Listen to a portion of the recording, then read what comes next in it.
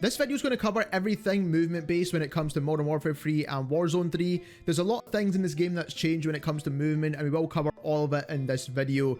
Now, what we don't know for sure yet is if we're getting this new perk system as part of Modern Warfare 3 Warzone 3. So it's definitely in the multiplayer, but we don't know if it's going to be inside Warzone yet. And I hope it is, because this new perk system is way better by far than what we currently have inside Modern Warfare 2. So hopefully we do get this. First of all, let's quickly get into the perk system here. So when it comes to the vests, now if you've obviously played the beta, you'll know what I'm talking about here, but you've got basically vests and different equipment, and we'll cover all of that when it comes to the game in general. So first of all, we've got vests, and the infantry vest allows increased tac duration, and then also it refreshes your tac sprint a lot quicker. So the infantry vest, when it comes to probably Warzone, it's probably going to be one of the most popular ones if this does get added in. So it's going to allow you to tac sprint longer, which is super important, and also refreshes the tac sprint a lot quicker, and that is why this feels a lot better in game. The gunner vest, when it comes to max ammo and improved reload speed, so this is going to help when it comes to reload movement, and just in general just reloading a lot quicker. Then when it comes to obviously the guns and weapons themselves, you will get attachments and things that are going to boost your movement speed in general. There's going to be certain guns that move a lot quicker than others, so that will also help your movement. We don't really need to cover that too much because that's kind of basic stuff that most people should know now. Then we do have the gloves. Now this is going to again help with movement in general as well. So we've got the gloves. This is going to help increase weapon swap speed. So again, not in terms of general movement, but weapon swap speed still important. Then we do have scavenger gloves, which resupplies throwing knives and things like that. Again, not going to be very useful for movement. Then we do have the commando gloves, and obviously there's going to be more added into the game as well, probably in the full game. So this is going to allow you to reload while sprinting. So this is a super important part of movement. So you're allowed to move, reload, and then plate up and everything a lot quicker than just the standard. So again, this is going to be super useful. So you will need this if you want to be basically in that kind of max movement category of players.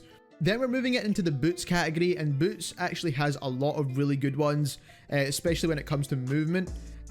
So this is going to come down to personal preference, because we're only going to get to pick one of these, and it's kind of going to come down to what you prefer more here. So lightweight boots increases your movement speed in general, so that is going to be useful, and this is why the game feels a lot quicker when you just start off, because it's one of the base perks, and it also reduces noise while swimming, which is not super important. We've got climbing boots, which is going to increase climbing and mantling speeds, and also reduces fall damage. So for Warzone, if this is a perk, going to be extremely useful as well. So we'll just need to wait and see how they add this into the game. Then we have Stalker, which increases strafe and ADS movement speed. Again, another really powerful one. So a lot of these are going to be extremely powerful in the game, especially if it comes to Warzone anyway. So this one is probably the one I would maybe gear towards a bit more, but a lot of these are really good as well. Then we've got the tactical pads, which increases the slide distance and allows you to full ADS while sliding. So a lot of this, and it increases the transition times when you're crouching and uncrouching and things, so it's going to speed that up a lot quicker. So again, a very good perk. So a lot of these are really good. I wish you could stack these, but I guess we'll never find out yet. And then we've got covert sneakers, which basically eliminates footsteps, but this one's not going to be as useful in terms of movement. But if you are moving around the map in general, then obviously having no footstep sounds is definitely going to help a lot, especially inside Warzone.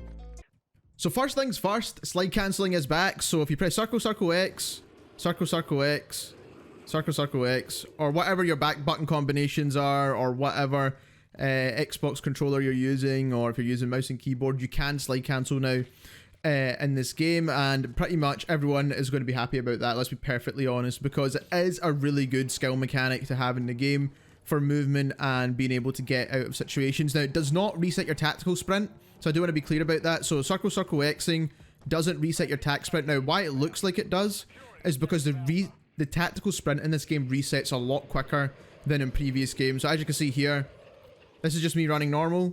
It'll obviously, this is tac sprint, then this is back to normal, then the tac sprint is reset itself. And there's perks in the game that we will cover earlier in this video that help with a lot of movement mechanics when it comes to sliding, when it comes to tac sprinting, when it comes to other things as well.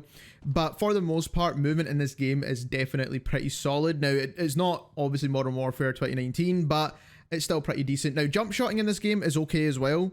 So you can still jump shot as well. So as you can see here, I know obviously that's not a full target, but in general, you can jump shot.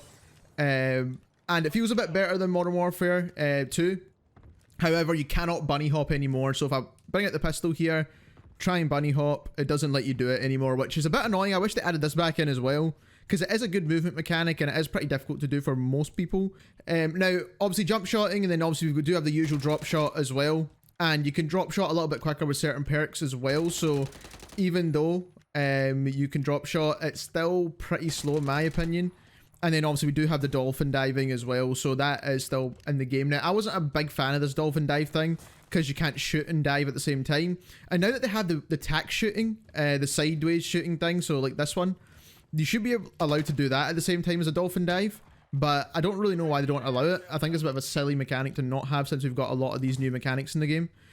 So moving on to a new mechanic that has been added into this game, and that is the TAQ shooting mechanic. So as you can see here, we're normal ADS, we're shooting, we're strafing, normal ADS. As you can see here, the strafe isn't like super quick or anything, but obviously we can bump that up with perks, gun attachments, all that kind of stuff. So obviously don't need to worry about that too much.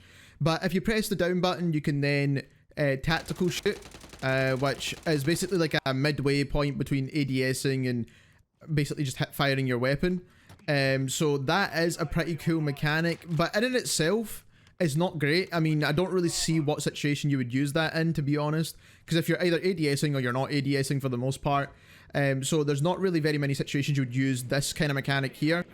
But what I do find it very useful for is actually sliding. So if you actually slide now in ADS, you get that TAQ shoot, and you can basically shoot whilst you're ADSing. So, and it allows you to basically slide and shoot at the same time, which is a really cool mechanic, and it's something that we've been wanting inside the game since Warzone 1. And now you can actually do it, and you don't need any perks to do this. This is just basically the standard, and there is a perk that allows you to fully ADS and shoot, which is obviously going to be even more beneficial. But I think even this is more than enough, especially for most gunfights, especially since the slide is actually quite useful in this game. So being able to actually slide and shoot is an amazing mechanic to be added into this game finally. So this is something that's going to be extremely useful for multiplayer, Warzone, everything. It's a very cool mechanic to have, especially being able to slide and shoot.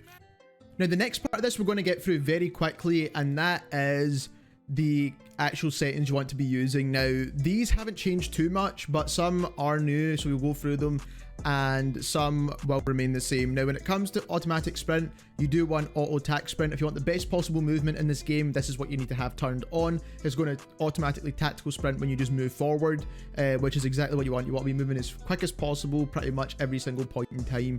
Auto move forward you want off. Tactical sprint behavior you want double tap. Grounded mantle, airborne mantle, automatic ground mantle you want all off, and the reason for that is because it will fling you over a ledge, basically unpredictable.